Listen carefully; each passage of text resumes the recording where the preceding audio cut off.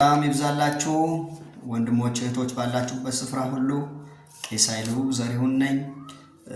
ሰሞኑ አንድ የውሸት ወሬ ከውሸተኞች ሶሻል ሚዲያ ላይ በስፋት ይወራል። ይኸውም ዶክተር ተስፋዬ ሮበሌ በተመለከተ ገና ኢትዮጵያ ሲገባ ሽባ ሆኗል፣ በዊልቸር ይሄዳል፣ ሞቷል፣ የኛ አምላክ ቀጣው የሚባል ወሬ በስፋት ሲወራ ሰማለው። ግን ከፍርሃት የመነጨ ወሬ እንደሆነ ደግሞ ገነዘባለሁ። ባንሳዳዬ፣ ሐዋሳ፣ ዲላ፣ ወላይታ ሶዶ፣ ዱራሜ፣ ሆሳዕና በመዘዋወር እያገለገለ ይገኛል። በቀጣይ አዲስ አበባ ስልጠና ይሰጣል።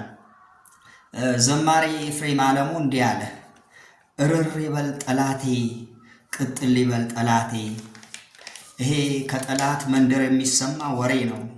ዶክተር ተስፋዬ እጅግ ሰላም አለው፣ በሰላም እያሰለጠነ ነው። ክብር ለእግዚአብሔር ይሁን። በመቀጠል ወደ ሐዋርያት ቤተክርስቲያን የደረሱ አደጋዎች፣ ህመሞች እንመልከት። ይሄስ ምን ትሉት ይሆን? እኛ ጋር ሲሆን ጸጋ ነው ትሉ ይሆን እንዴ? ለመሆኑ ወንድሞቼ መጽሐፍ ቅዱስ የሚያነብ ክርስቲያን፣ እንደው ክርስቲያን ነኝ ብሎ የሚያምን ሰው ሲሞት፣ ሰው ሲጎዳ፣ ሰው መከራ ሲደርስበት ማዘንና መጸለይ ነው ያለበት ወይስ ሃሌሉያ ነው ማለት ያለበት? እናንተ ቤት ግን ሃሌሉያ እየተባለ ነው ሁሌ። ምን ነክቷችሁ ነው? ከእግዚአብሔር ቃል እስቲ አንድ ሁለት ቦታ ላንብብ። ዘጸአት 32 ከቁጥር 31 ሙሴም ወደ እግዚአብሔር ተመልሶ ወየው እኚህ ሕዝብ ታላቅ ኃጢአት ሰርተዋልና ለራሳቸውም የወርቅ አማልክት አድርገዋል። አሁን ይህንን ኃጢአታቸው ይቅር በላቸው፣ አለዚያ ግን ከጻፍከው መጽሐፍ እባክህ ደምስሰኝ አለ። ምን አለ እንደ ሙሴ እንዲህ አይነት ጸሎት ብትጸልዩ? ሰው ሲሞት፣ ሰው ሲጎዳ፣ ሰው ችግር ውስጥ ሲወድቅ፣ ሲደኸይ፣ የሆነ መከራ ሲደርስበት እሰይ የኛ አምላክ ቀጣው የምትሉ ከሆነ አምላካችሁ ምን አይነት አምላክ ነው? ከአጋንንት ታዲያ በምን ይለያል የምህረት አምላክ ካልሆነ? ሁለተኛ ዘዳግም ምዕራፍ 9 ቁጥር 20 ላይ እንዲህ ይላል፣ እግዚአብሔርም አሮንን ሊያጠፋው እጅግ ተቆጣው፣ ስለ አሮን ደግሞ በዚያን ጊዜ ጸለይኩ አለ። አያችሁ፣ ከዚህ ትሑት ሰው ባካችሁ ተማሩ። ክርስቲያን ይጸልያል። መቼም ክርስቲያን ልበላችሁ፣ ክርስቲያን ይጸልያል፣ ይማልዳል፣ ይምራል እንጂ ሞተ፣ ጠፋ፣ ወደቀ፣ እንዲሆነ አይልም።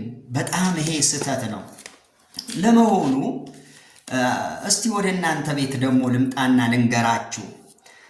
ቢሾፕ ተክለ ማርያም ጸሎት ቤት ሲያሰሩ ትልቅ ብረት እግራቸው ላይ ወድቆባቸው 2 ዓመት ሙሉ በክራንች ሄደዋል።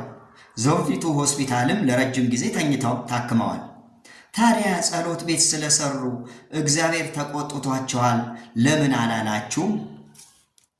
ብዙ ዓመት የአልጋ ቁራኛ ሆነው ተኝተዋል። እንዲሞቱም በጾምና በጸሎት ስትለምኑ ነበር። ከብዙም ልመና በኋላ ሞቱ። ለምን ፌስቡክ ላይ አልለጠፋችሁትም? የዶክተር ተስፋዬ ሮቤሌን ጉዳት እንዴት አንዴ ወደ ሚዲያ ይዛችሁ ወጣችሁ? ይሄ ምንን ያመለክታል? ስለፈራችሁ አይደለም? ኑፋቃችሁ ስላጋለጠ አይደለም? ለመሆኑ ተስፋዬ ቢሞት እኮ ከ1000 በላይ ተስፋዬዎች አሉ። እግዚአብሔር ይመስገን። ትውልድ ያላት እኮ ቤተክርስቲያን ናት እኮ። በአንድ ሰው እኮ በአንድ ሰው ብቻ የተንጠለጠለ እምነት አይደለም ፕሮቴስታንት ማለት። ሁለተኛ ቢሾፕ ደጉ ከበደ ሐዋሳ ሄደው ሲመለሱ ዝዋይ ላይ የመኪና አደጋ ደርሶባቸው ነበር። ለምን ወደ ክፋት ለውጣችሁ አላወራችሁም? ብዙ አባቶች አሟሟታቸው በጣም አሳዛኝ ሞት ነው የሞቱት። አንድም የፕሮቴስታንት አገልጋይ፣ አንድም የአብያተ ክርስቲያን አገልጋይ፣ አንድም የአብያተ ክርስቲያናት መሪ እግዚአብሔር ቀሰፋቸው ብለው ሚዲያ ላይ ወጥተው አላወሩም። እነሱ እኮ አያችሁ ልበ ሰፊ ናቸው። እግዚአብሔር ትከሻቸውን አስፍቶታል። እንዲህ አይነት ወሬ ማውራት አይችሉ፣ ተራ ነገር መናገርም አይችሉ። ለሀገር ይጸልያሉ፣ ለሚድነው ሕዝብ ይጸልያሉ፣ ለቤተ ክርስቲያን ይጸልያሉ፣ ለሕዝብ ይጸልያሉ እንጂ የሆነ ክፉ ክፉ ነገር ሲያገኙ ብቻ ይዘው ሚዲያ ላይ አይወጡም። እሺ ሞተ እንበል፣ በቃ ዶክተር ተስፋዬ ሮቤለኝ ሞተ እናሳ ቸርቾች ተዘጉ ማለት ነው? ሌላ ትውልድ የለም ማለት ነው? ኧረ ተረጋጉ። ተስፋዬ እኮ ያሰለጠናቸው እኮ በሺዎች የሚቆጠሩ እኮ ወንድሞችና እህቶች አሉ። በዚህ ልክ ምንድን ነው እንደው ሰው መጽሐፍ ቅዱስ የሚያነብ ሰው፣ ተንበርክኮ የሚጸልይ ሰው፣ መንግሥተ ሰማያት አለ ብሎ የሚያምን ሰው፣ እግዚአብሔር አለ ያያል ብሎ የሚያምን ሰው ሁሌ ሟርት። መጽሐፍ ቅዱስ ምን ይላል? መተተኛይቱ በሕይወት እንድትኖር አትፍቀድላት ይላል ዘጸአት 22:18። በጌታ በኢየሱስ ክርስቶስ ስም ይሄ መንፈስ እኔም አልፈቅድለትም። የተወገደ እንዲሆን፣ የተመታ እንዲሆን፣ የተሰበረ እንዲሆን፣ የከሸፈ እንዲሆን እኔም እጸልያለሁ። በእውነት ስለ ዶክተር ተስፋዬ ክፉ የምታስቡ ሰዎች መልካምነቱ በጎነቱን ታያላችሁ። እግዚአብሔር ይባርካችሁ።